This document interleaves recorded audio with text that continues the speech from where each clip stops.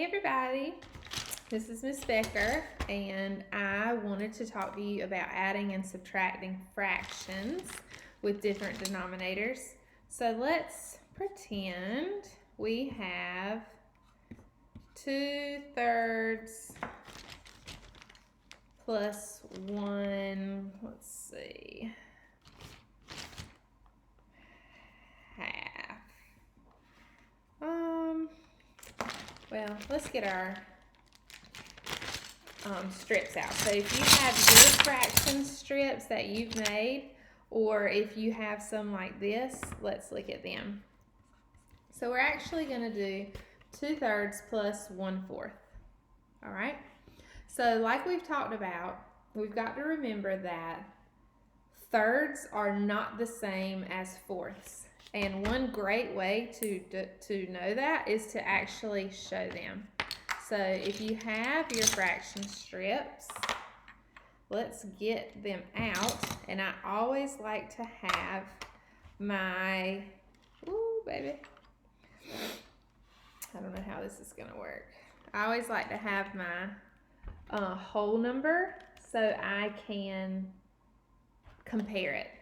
So I'm gonna try to put it here, and then maybe y'all can see. Yeah, that might be helpful. Okay. All right. So if you can see this, if I add well, first of all, a fourth and a third are just not the same thing. You can see that they are very different in size.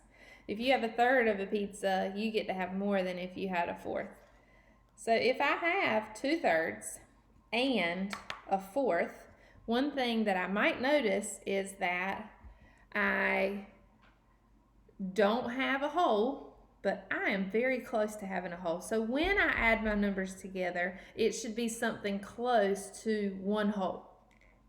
One mistake that we see happen a lot, so I'm going to scoot this down, is we'll just add our numerators and denominators. So let's see if we did that, and we would get 3/7. Is 3/7 almost a whole? No. 3/7 is closer to a half. And we could see that we should have a number that's very close to a whole. And what we've talked about this year is, let's remember that thirds and fourths are not the same. These denominators are showing how it's represented. So we saw in our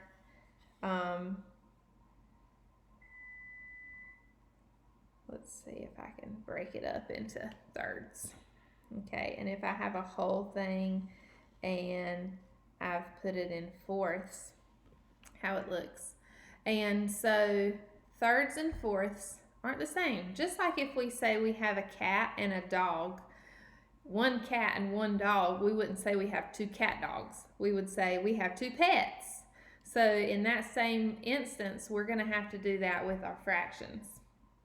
We need to put them in a way where it's representing the same thing. Not cats, not dogs, not thirds, not fourths, but one common denominator.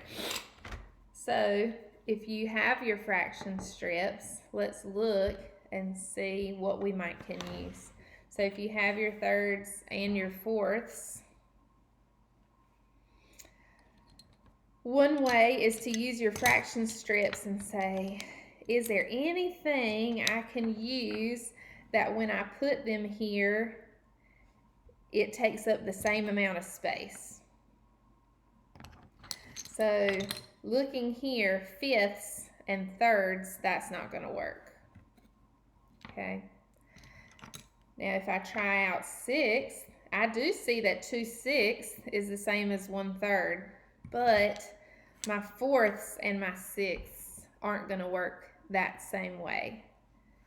And if you keep playing around with it, you can see your 12ths would work. 4/12 is equivalent or is the same value as 1/3. Let's see if we can do our 12ths with the fourth here. And I can see that 3/12 is equivalent or has the same value as 1/4. So how many 12ths would it take for all of these?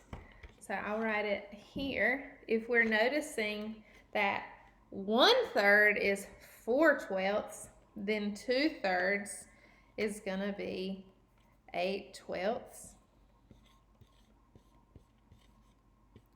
And 1/4 is equivalent or has the same value as 3/12. We can see here that we did not change the amount that we were given. It's just represented in a different way. 3/12 is equivalent to 1/4. So if we add that up, 8/12 and 3/12 is 11/12. And that helps us to go back to that theory of, oh, when I add this, I'm going to be very close to 1 whole.